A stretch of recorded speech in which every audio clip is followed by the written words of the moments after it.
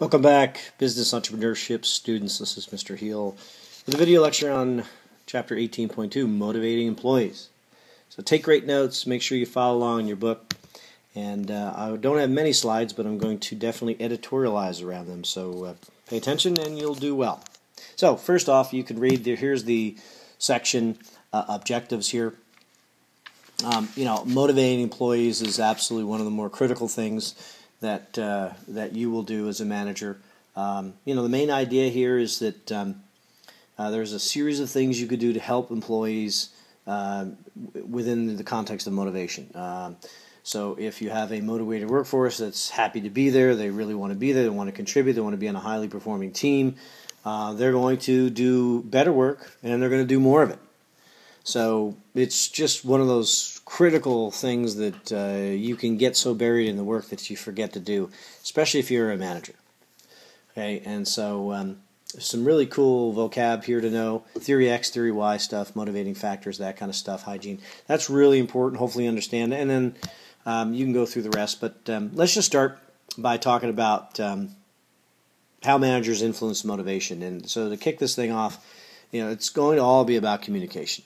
Okay, and so whether it's written or face-to-face or management by walking around, how employees are regarded and treated is definitely going to be affecting their motivation. Okay, so within that context, there's sort of a couple assumptions that managers make, and really important stuff is kind of core to this particular lesson, and that is, first off, there's this study that this guy Douglas McGregor did, identifying two sets of assumptions that managers make, and we'll call them Theory X and Theory Y. And just to delineate, Theory X is the belief that employees are basically lazy, they need constant supervision, they're just there to get money. It's a paycheck, right? And so this is the paycheck is the motivator, and they're really not all that interested.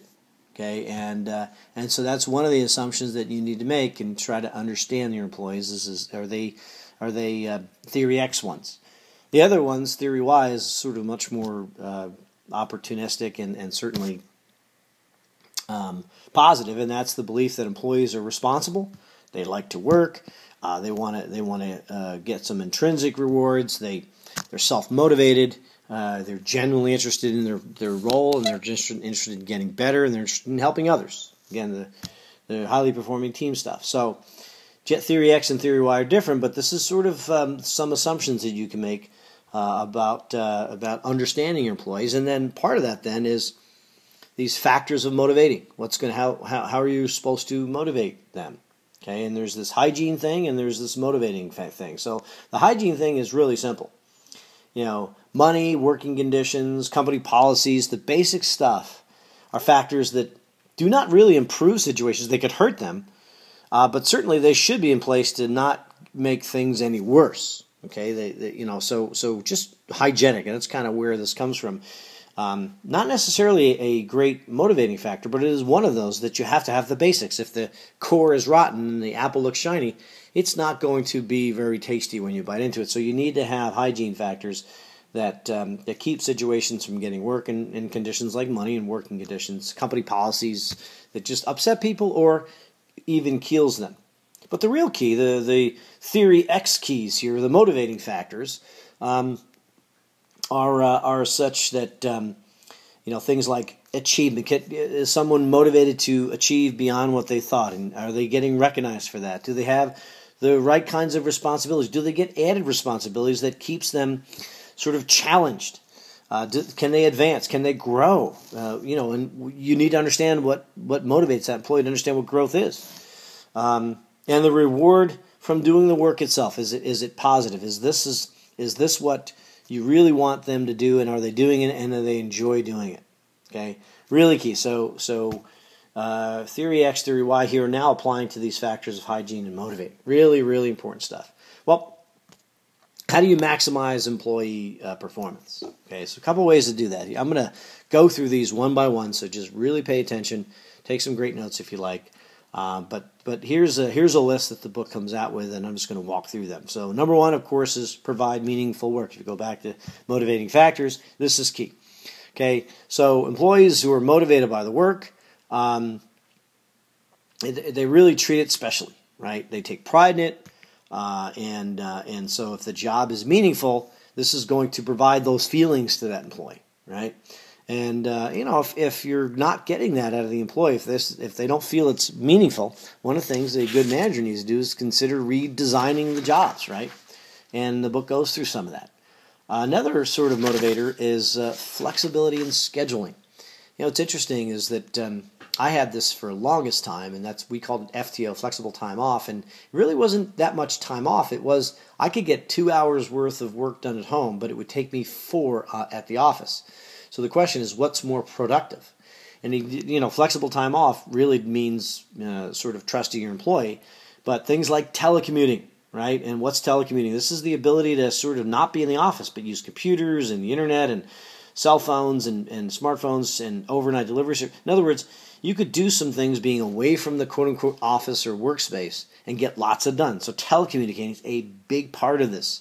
Family leave. This is another one that's fairly new, but it's really important. You think about having, say you're married, you're newlywed, you're on the job, and you're married and you have a kid, and you want to just really be there from the birth and the delivery, and of course afterwards when you go home, whether you're the mom or the dad, you kind of want to be together. So family leave is a really important thing, and it's out now. It's a part of federal law. So again, it's one of those things where HR needs to understand this, and allow for some scheduling flexibility. Now that you had a kid, let's see the kid is a cheerleader or a football player or a softball player, and she, you want to go see her game, right? So will you allow that scheduling flexibility? Really something really, really important.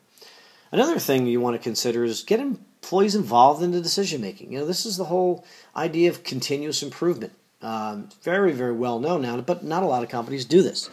If you're working day to day on a task and the management team wants to get this group to get better, well, why don't you just ask them? Let the employees make some suggestions. Where's the suggestion box? So if you don't have one, you need to have one. I can tell you that it's amazing how better you can be if your employees provide you guidance into decision making, because they also buy into the decisions that get made once you make them. And get them involved. It's really key. So we learned in chapter 16 about quality circles. This is what it means. Get them involved in decision making. Absolute key. So really important. Hey, of course you got to give them recognition. In school that's grades, and you're doing a great job, those kinds of things. But it's it's part of it is grades, and then whether it's formal recognition by the school, by some local agency, like the Chamber of Commerce recognizes some of us, and Honor Society, AP. So there's recognition that you need to have in the workplace. It's pretty important. You guys should be familiar with the next one. Provide performance evaluations. This is sort of the process of judging how well an employee has performed the duties and responsibilities associated with the job. Remember, this highly performing team, most of each circle, A, B, and C, is not touching each other. That is what you're supposed to do. Okay, and so it's really important that you, as an employee, not only capture what you're doing, but that you and your manager recognizes this, and you can use the performance evaluation process to do this. So it's really important. It's a measurement system. Got to have it. And look, you can set goals. And if someone's not doing well, it's a delta, right? You can figure out ways to make it a plus. Okay, so that's something that you've learned here formally, but it's it's definitely something done in the workforce all the time. Motivating employees, delegating responsibilities. I mean, one of the things that a manager needs to do, and I'll tell you, the CEOs of NUCO are recognizing this, and you need to start giving responsibility to others. Give them the authority to make decisions. Give them the responsibility for carrying out some of the work. Now, obviously, it's a little different in school, but it shouldn't be, and that's what I was referring to when I talk about how do you handle conflicts and people not taking on the responsibility that you delegate to them. Remember, it's one of those things that could really help to motivate an employee if you understand that they're looking to take on more responsibility. And so, evaluate employee motivational techniques.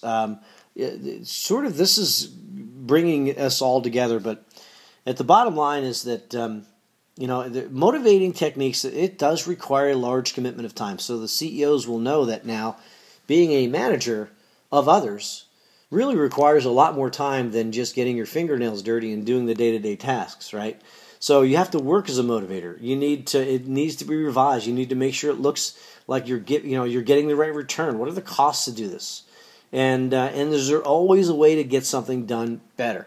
So it's one of the things that even though this is the bottom, sort of bullet here, it's really important to do, and that's to make sure that you evaluate employee motivational techniques on an ongoing basis, because if it's done well, it really will be helpful, and this will weed out sort of the wheat from the chaff, and you'll definitely be heading in the right direction, upwards and to the right. So that's it. Let's just review the objectives. Okay, so let's talk about how managers influence motivation. Number one key is communicate with employees, right? You need to be able to communicate goals and objectives. We talked a lot about goals and objectives. And then you need to make sure that employees, there's an expectation on them.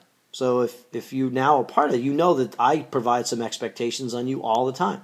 So managers also need to influence employee motivation by the way they treat employees. And I tell you, sometimes, I'll be very harsh, very, very direct with you guys for a reason. Right? Other times it'll be awesome, it's doing a great job. But I strive for perfection all the time, and this is something that, either you love that or you don't. But it's definitely one of the things that organizations look for, so I'm sort of imposing it on you to some degree. Number two, explain ways to maximize employee performance. Well, you need to really look at providing meaningful work, right? Allowing that schedule flexibility, employee decision-making, get them involved. Give recognition, provide evaluations, and reward performance. Really key. What about the importance of delegation? Talked about this. You now, some of you feel it. It's really allowing the owner to work on other things and motivating someone else, some employee, to show the confidence of that employee and prepare that employee for more responsibilities, that you delegate some of the tasks. Remember, the ownership execution model, really important. And then finally, number four, how do you assess motivational techniques? It's a large commitment of time and resource, no doubt about that, right? You could do awards banquets. The sports people do that with the cramp feed and things like that. So you need to formally assess to determine really what's working, and this is key. So one of the keys to do is if it's not working, revise it, sense and respond. And then you have to evaluate whether some of the techniques or some of the motivational techniques are worth the cost or not. If they are, emphasize those. If they're not, get rid of them, right? But you're always looking to improve, and always looking to get better. Kaizen 101. Folks, that's it. That's chapter 18.2. Hope that's helpful, and we will see you in class. Bye now.